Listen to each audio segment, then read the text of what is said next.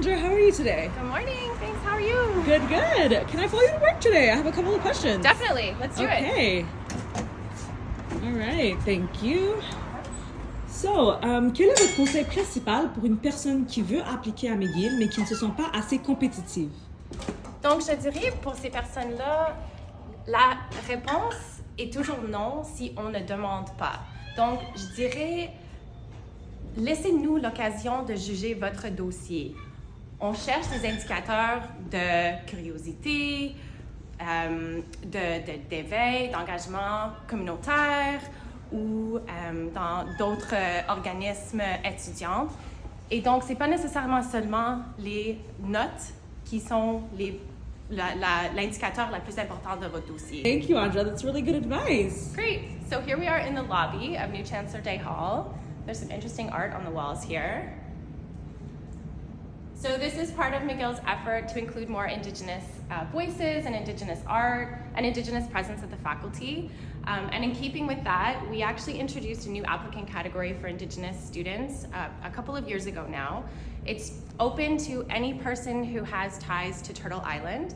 And I really do strongly encourage students who are members of Indigenous communities that have those ties to Turtle Island to consider applying in the category.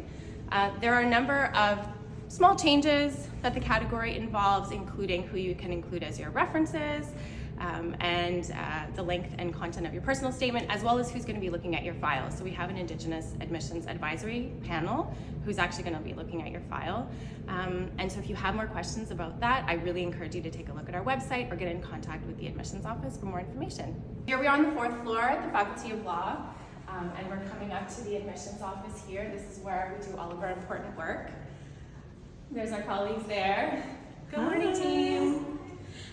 Yeah, so my next question would be, what is one very special applicant that you still remember to this day? Oh, that's a good question. So I'd have to say there's a person, I believe it was my first admission cycle, who we thought was really amazing, super strong. We were all rooting for this person in the admissions office, and we made them the offer, and we really expected to hear back right away with an enthusiastic, yes, I'm coming. But we didn't hear back. And then one day as I was leaving, actually right in this space, I bumped into them and we had a really long conversation just about life and admissions and my experience before coming to law school. And a couple days later, we got what we wanted. We got the yes, I'm coming. But when I spoke to them a year and a half later, they told me that they were actually here to tell us that they were going to be declining the offer because they wanted to go to another law school, and that the conversation that they had with me changed their mind. So that's someone who stands out because I'm just so glad that I bumped into them and we had that chat, because I think the faculty would have lost a really amazing person if they hadn't come here. So here we are in the admissions office. Welcome. Thank you, thank you. Are we walking to your office at the moment? Yes, we are. Okay, I have another question for you. Sure. Autre que des bonnes notes et des excellents résultats sur le LSAT, quelle est la caractéristique commune de tous les élèves admis au programme de McGill? On cherche des personnes qui ont une ouverture au monde, les aptitudes de leadership, la capacité de travailler avec les pairs et les autres et les gens qui n'ont pas les mêmes points de vue que ces gens-là, le sens éthique, la maturité et vraiment juste la capacité d'avoir ou de faire leur marque sur la communauté ici à la faculté. Et donc, comme j'ai dit, vraiment une curiosité et une ouverture au monde. C'est ça qu'on cherche. D'accord. Quelle est une erreur que vous voyez régulièrement dans les demandes d'admission?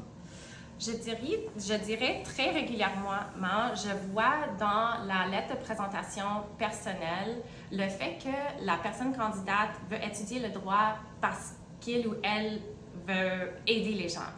Oui, c'est vrai que via une carrière en droit, c'est possible d'aider beaucoup de gens avec beaucoup de choses dans leur vie, mais ce qu'on veut voir dans le comité des admissions, c'est une réponse qui explique pourquoi le droit spécifiquement et comment est-ce qu'une carrière en droit va vous préparer à aider les gens. Donc, juste dire « oui, je veux aider les gens », c'est bien, on veut ça, mais on veut que vous allez un peu plus loin dans votre réponse.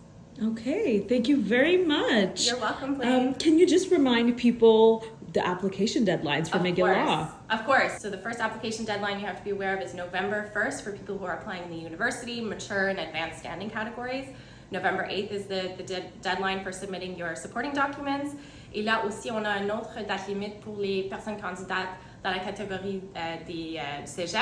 C'est le 1er mars 2025 avec le 7 mars comme la date limite pour les documents justificatifs.